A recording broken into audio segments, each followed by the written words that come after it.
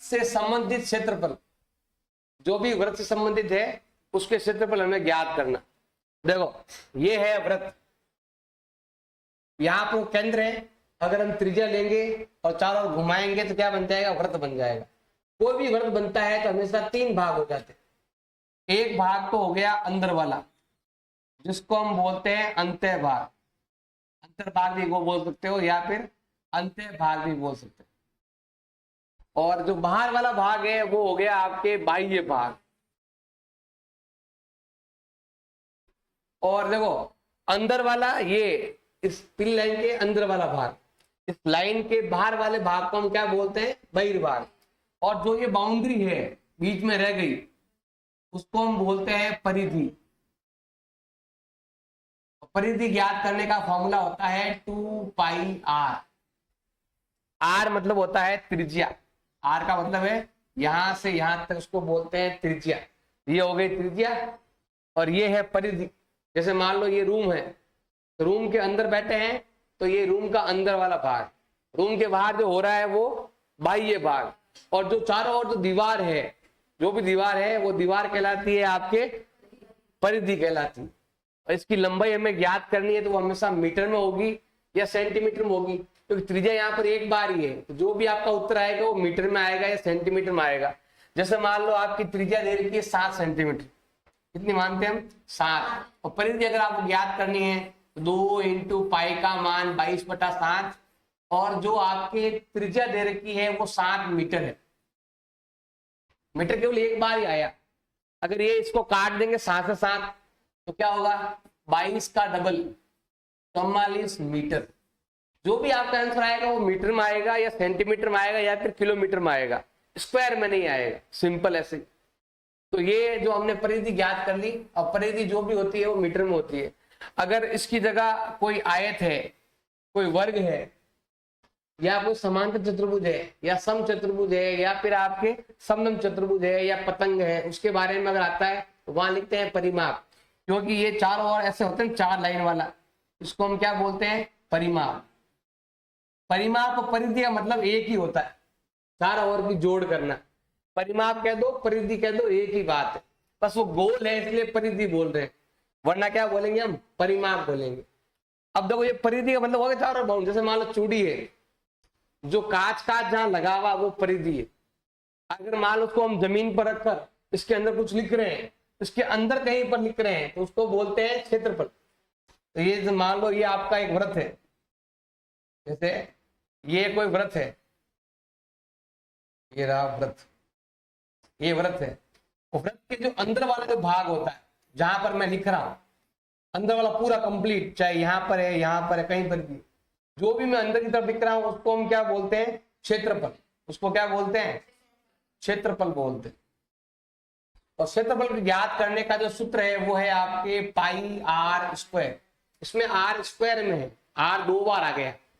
अगर मान लो कि त्रिज्या 7 है और आपको क्षेत्रफल याद करना है, पाई का मान हो गया 22/7, तो त्रिज्या हो गई 7 मीटर इंटू 7 मीटर। तो 7 कट जाएगा, गुणा करो, 22 × 7 होता है 154, और मीटर मीटर 2 बार आ गया, तो ये आ गया मीटर का स्क्वायर। क्योंकि पाई में कोई मीटर नहीं होता है, ना 2 में कोई मीटर होता है। ये जो आर हम लिख रहे हैं वो सेंटीमीटर में और किलोमीटर में होती है, या फिर सेंटीमीटर में होती है। तो उसके लिए हमें लिखना है, यहाँ आर एक बार आया तो 1 मीटर हो गया, यहाँ आर 2 बार आ गया तो हो गया मीटर स्क्वायर। एम को एम से गुणा करेंगे एम स्क्वायर आएगा, एक्स को एक्स से गुणा करेंगे तो एक्स स्क्वायर आएगा। जोड़ने पर नहीं होता है, अगर आप m में m जोड़ दोगे तो m ही रहेगा। बस ये मान लो ये 1m है और ये 1 है, कितना हो गया, 2m। लेकिन जब हम m को m से गुणा करेंगे ना तो ये हो जाएगा आपका m²। ये ध्यान रखना। अगर यहाँ पर 2 लिखा हुआ है, मान लो इधर 2 लिखा हुआ है, इधर 1 है, कितना हो जाएगा, यहाँ पर जोड़ो कितना हो जाएगा, 3m। 1 लिखो नहीं, क्या होता है, ये 1 है ये 2 है, कितना हो गया, 3m। जोड़ने पर m वही रहता है, बस हमें यहाँ पर 2 लिखा या कुछ नहीं, 1 मान लो, ये नंबर जोड़ते हैं ऐसे। तो ये ध्यान रखना है, जोड़ने पर m नहीं बढ़ता, पावर नहीं, मतलब घात नहीं बढ़ती है, घात बढ़ती है केवल गुणा करने पर। इसलिए आपको यहाँ पर ऐसे और सूत्र भी याद रखना है, क्षेत्रफल का पाई आर स्क्वायर, और परिधि कितना हो गया आपके 2 पाई आर। इसमें देखो यहाँ पर अगर हम पूरी लाइन लेते हैं, ये वाला कंप्लीट लाइन है, पूरा लाइन, पूरी लाइन को हम क्या बोलते हैं, परिधि, क्या बोलते हैं इसको हम। और परिधि ज्ञात करने का जो फॉर्मूला है वो मैंने अभी आपको बताया था, 2 पाई आर। ये केंद्र है, और केंद्र में जो चारों ओर का जो कोण होता है वो होता है 360 डिग्री। और मतलब मैं पूरी लाइन ले रहा हूं, मतलब मैं पूरा कोण ले रहा हूं, मैं 360 में से पूरा 360 डिग्री कोण ले रहा हूं, इसीलिए ये वाला पूरा कट जाता है और हमें केवल 2 पाई आर ही दिखता है। ये पूरा कट जाता है तो हमें ये दिखता है, जबकि एक्चुअल में फॉर्मूला पूरा ये है, लेकिन ये कट जाने के कारण दिखता ही नहीं, तो हमें केवल क्या दिखता है कि फॉर्मूला मेरा 2 पाई आर है, जबकि फॉर्मूला ये है, लेकिन ये कट जाता पूरा तो दिखता ही नहीं है। अब हमें ये पूरा भाग नहीं लेकर इसका कुछ भाग, देखो अगर पूरी लाइन ले रहे हैं तो उसको बोलते हैं परिधि, उसका टुकड़ा ले रहे हैं, जैसे मान लो चूड़ी है, अगर वो पूरा है, जैसे नाम चेंज, जैसे मान चूड़ी है, पूरी है, कांच की बनी हुई है, उसको हम क्या बोलेंगे, चूड़ी बोलेंगे। क्या बोलेंगे उसको हम, चूड़ी। बाकी जरा समझ लो कि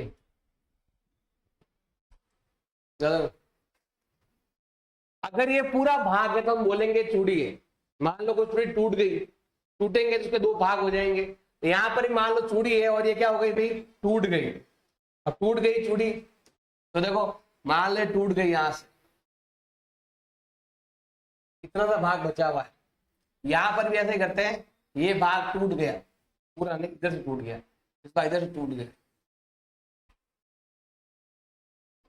देखो चूड़ी यहां से टूट गई, 2 टुकड़े हो गए चूड़ी के, एक ये वाला भाग हो गया और एक वो वाला भाग हो गया, एक बड़ा भाग हो गया और एक छोटा भाग हो गया।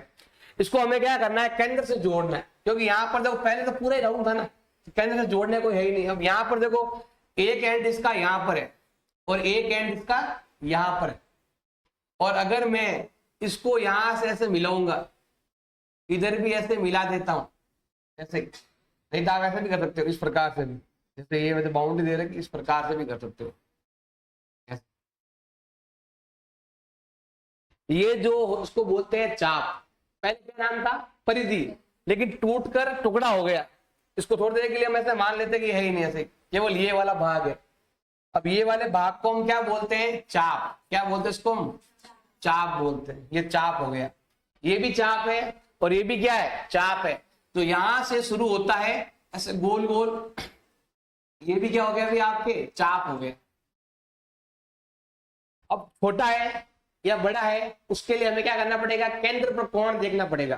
देखो ध्यान देना भाई, यहां से केंद्र पर कोण बन रहा है, यहां से और यहां से, यहां से ये चाप है ना, तो कोण इधर से बनेगा, ये चाप है तो कोण इधर से बनेगा, कोण यहां पर आएगा, और ये जो कोण होगा, जैसे कोण कितना डिग्री भी हो सकता है, 50 डिग्री 100 डिग्री, लेकिन होगा 180 से कम।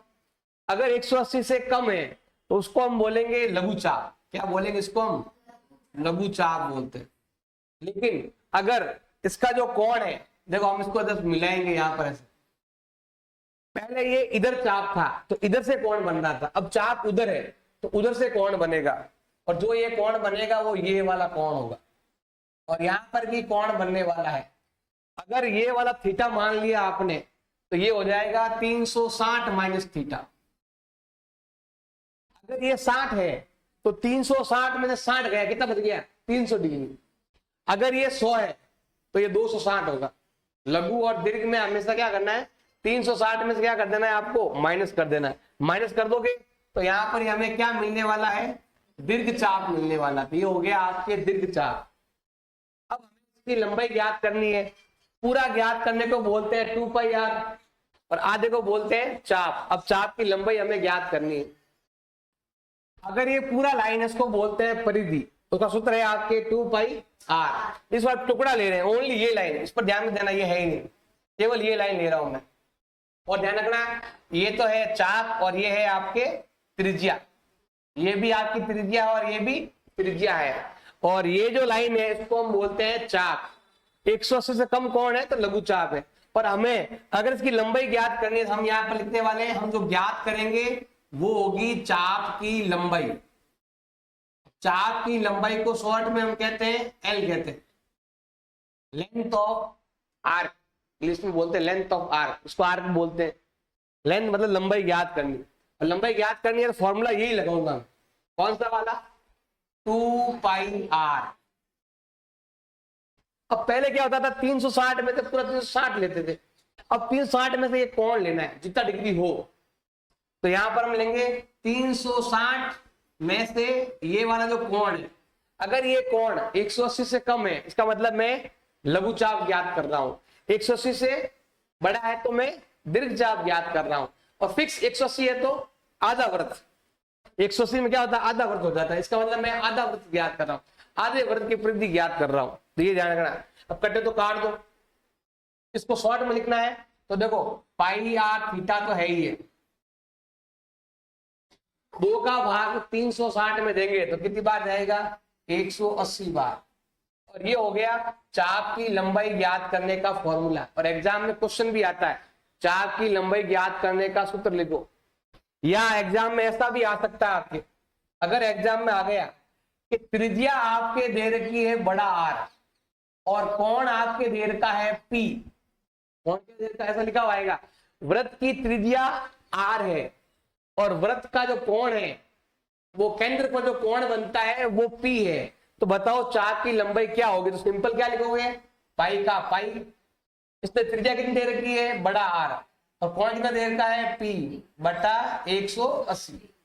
ऐसे आते हैं क्वेश्चन, मतलब वो फॉर्मूला ही पूछ रहा है, बस त्रिज्या की जगह आपको बड़ा आर लिखना है और कोण की जगह जो पूछे पी बोले तो पी लिख दो, क्यू बोले तो क्यू लिख दो। तो ये ऐसा लिखोगे तो आपको 1 नंबर मिल जाएगा। ऐसा ये है परिधि के टुकड़े किए हमने, छोटी परिधि बड़ी परिधि, टुकड़े करते ही नाम चेंज हो गया आपके चाप, और हमने ज्ञात करना सीख लिया, वो इसी फॉर्मूले से हुआ। ऐसे हम क्या करेंगे, क्षेत्रफल के बारे में बताया आप। देखो अब हम देखते हैं क्षेत्रफल, ये वाला पार्ट, इस वाले भाग को हम क्या बोलते हैं, क्षेत्रफल बोलते हैं। क्या बोलते हैं? जो भी मैं इसके अंदर लिखूंगा वो क्षेत्रफल के अंदर लिख रहा हूं, तो ये क्या आएगा भाई, आपके क्षेत्रफल आएगा। और क्षेत्रफल ज्ञात करने का जो फॉर्मूला है वो है आपका पाई आर स्क्वायर। और इसमें ये चीज आपको ध्यान देनी है कि यहां पर पहले कोण पूरा पूरा कितना होता है, 360 डिग्री। तो पहले हम क्या करते थे, पूरा पूरा लेना है, 360 में से पूरा 360 लेते हैं तो हमें पूरे वृत्त का क्षेत्रफल ज्ञात होता है। 360 में से 360 लेंगे तो पूरे क्षेत्रफल ज्ञात होगा। ये कट जाता है आपस में तो हमें केवल पाई आर स्क्वायर ही दिखता है, जबकि एक्चुअल में ये है, और हम ये वाला लिखते हैं क्योंकि हम पूरे वृत्त का क्षेत्रफल ज्ञात कर रहे हैं। अब हमें पूरा ज्ञात नहीं करना है और हमें अलग अलग तरीके से ज्ञात करना है। जैसे देखो, अगर मैं क्या करता हूं, इसको ऐसे मिला देता हूं, ये वाला लाइन को ऐसे मिला दिया और ये वाला लाइन को ऐसे मिला दी, मिलाने से क्या होगा कि यहां पर एक भाग बन गया। पहले हम केवल ये वाला ले रहे थे, अब हमें क्या करना है, ये वाला लेना है, इस वाले भाग। इसको हम क्या बोलते हैं, ये तो है आपके त्रिज्या और ये है, मैंने अभी बताया था आपको, चाप। तो चाप है वो यहां से शुरू हो रहा है और यहां से खत्म हो रहा है, और मैं इसके अंदर जो भी आ रहा है, जैसे पहले इसके अंदर जो आ रहा था उसको बोल रहा था क्षेत्रफल पाई आर स्क्वायर। अब इसके अंदर जो भी आएगा, मान लो ये केक है और केक को हमने ऐसा काट दिया तो उसको हम बोलेंगे त्रिज्यखंड। यहां पर चाप है और यहां पर त्रिज्या है, और देखो ये त्रिभुज की तरह दिख रहा है, इस वाले भाग को हम क्या बोलते हैं, इसको हम बोलते हैं त्रिज्यखंड। क्या बोलते हैं इसको हम, त्रिज्यखंड बोलते हैं, क्योंकि ये त्रिभुज आकार का है ना, उसको त्रिज्यखंड बोलते हैं। और एग्जाम में इसकी परिभाषा भी आती है, त्रिज्यखंड किसे कहते हैं। आप क्या लिखोगे, त्रिज्या, दो त्रिज्याएं और चाप के बीच का जो भाग है, त्रिज्या और चाप के बीच के भाग को हम क्या बोलते हैं, त्रिज्यखंड बोलते हैं। अब यही सेम आपको इधर भी करना है, ये वाला ऐसे, लेकिन इस बार मैं ये नहीं ले रहा हूं, इस बार मैं ये वाला पार्ट ले रहा हूं, ये भी त्रिज्यखंड है। अब ये वाला कहलाता है आपके लघु त्रिज्यखंड। क्या कहलाता है, लघु त्रिज्यखंड। और ये वाला भाग कहलाता है आपके दीर्घ त्रिज्यखंड, दीर्घ त्रिज्यखंड। जैसे मान लो कि ये आपका एक केक है, केक को हमने इतना काट कर अलग कर दिया, अगर अलग कर दोगे, यहां से हटा दो, ये हमने अलग कर दिया, यहां पर भी ऐसा ही है, अलग कर दिया, बस इतना सा भाग बचा है, ये वाला भाग मतलब टुकड़ा है ये वाला, और इधर से ये हटा दो, ऐसा ये वाला हटा दो इधर। अब ये वाला जो भाग है आपके यहां से यहां तक, ये वाला कलर थोड़ा चेंज कर देता हूं, ये वाला भाग, लेकिन इधर वाला नहीं, उधर वाला। मान लो पूरा केक था ना, ये टुकड़ा काट के यहाँ लेके आ गए, इसको हम दो भाग कर दिए, इधर से लेकर यहाँ आ गए। तो जो छोटा भाग है, अगर ये वाला कोण जो है वो आपका 180 से कम है, उसको बोलेंगे लघु त्रिज्यखंड। और अगर ये वाला जो कोण है ये आपका 180 से ज्यादा है, जिसको हम बोलते हैं 360 माइनस थीटा, उसको हम क्या बोलेंगे, दीर्घ त्रिज्यखंड बोलेंगे। कोण का नाप देखना है, और अगर फिक्स 180 डिग्री है, इसका मतलब वो अर्धवर्त, आधे वर्त का क्षेत्रफल ज्ञात करना है। मतलब आधा हो गया ना 180 डिग्री, आधा वृत्त इधर, आधा वृत्त इधर, तो 180 है तो आधा वृत्त, 180 से कम है तो लघु त्रिज्यखंड, 180 से ज्यादा है तो दीर्घ त्रिज्यखंड। इसका क्षेत्रफल हमें ज्ञात करना है, तो फॉर्मूला क्या हो जाएगा, देखो ध्यान, सिंपल सा फॉर्मूला है, यही लगाना है, पाई आर स्क्वायर। पहले लगाते थे 360, 360 कट गए, यही बचता था, लेकिन अब जो कोण है वो कम है इससे, यहाँ पर आएगा 360 डिग्री, और यहाँ पे कितना आएगा, ये आपके थीटा, जितना थीटा है। अगर 180 से कम लिखा ये आ जाएगा, 180 से ज्यादा लिखा तो वो आ जाएगा। तो ये आपका हो गया फॉर्मूला। आप इस फॉर्मूले में इसका यूज भी कर सकते हैं, चाक की लंबाई का भी यूज कर सकते हैं। देखो ध्यान देना, ये वाला फॉर्मूला किसका बताओ, ये वाला जो फॉर्मूला है वो है चाक की लंबाई का फॉर्मूला। अब इस पे इसमें क्या फर्क है, जितना कम बढ़ रहा है वो लिखेंगे। देखो यहां पर देखो ध्यान देना, ये 180 वो कितना है, तो किससे गुणा करूंगा तो 360 हो जाएगा, 2 से। और इसमें इसमें अभी आर का भी फर्क है, यहाँ पर आर एक बार, यहाँ पर आर दो बार है, तो एक आर और ले लेंगे। इसको हम ऐसे भी लिख सकते हैं, ध्यान देना। देखो ये किसका फॉर्मूला है, चाप की लंबाई का, जिसको हम शॉर्ट में क्या बोलते हैं, एल बोलते हैं। फॉर्मूला हो जाएगा 1/2, इसका मतलब होता है एल, और इसका मतलब होता है यहाँ पर आर। 1/2 चाप की लंबाई इंटू क्या हो गई, त्रिज्या। ये वाला और ये वाला सेम ही है, बस इसमें चाप की लंबाई और त्रिज्या है, और इसमें त्रिज्या और कोण है। तो क्वेश्चन में देखना है कि कोण दे रखा है या चाप की लंबाई दे रखी है। चाप की लंबाई दे रखी है तो ये लगाना है, और कोण दे रखा है तो ये लगाना है। बस ये थोड़ा ध्यान देना, और कुछ नहीं।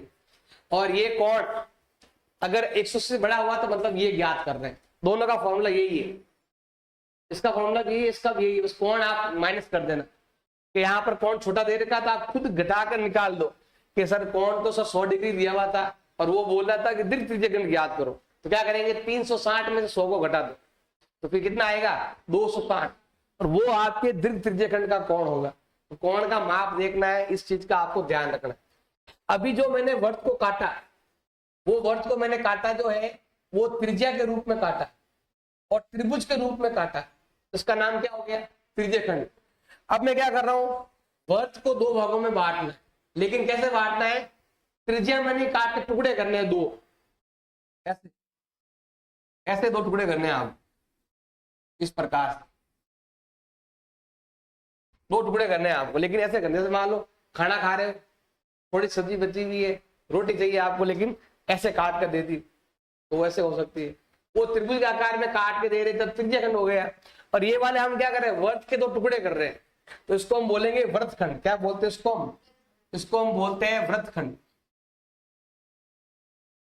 ये आ जाएगा आपके वृत्तखंड। वृत्त के टुकड़े करती है, खंड करती है 2, वृत्त के वृत्तखंड। और यहां पर भी आपके वृत्तखंड है। और ध्यान है ना भाई, ये जो वृत्तखंड हमने किया है, इसको मैं ऐसा करता हूं, देखो टुकड़े करके, इसको हटा देते हैं, टुकड़े कर दिए मैंने, यहां पे इतना सा भाग, ये वाला भाग, इसको हम क्या बोलते हैं, वृत्तखंड बोलते हैं। तो इधर से ये हटा दो, पूरे वर्त में से लघु घटाओगे तो दीर्घ मिलेगा, दीर्घ घटाओगे तो लघु मिलेगा। तो ये वाला जो भाग है, ये वाला भाग, इसको हम क्या बोलते हैं? वृत्तखंड। छोटा भाग है, इसको हम क्या बोलेंगे?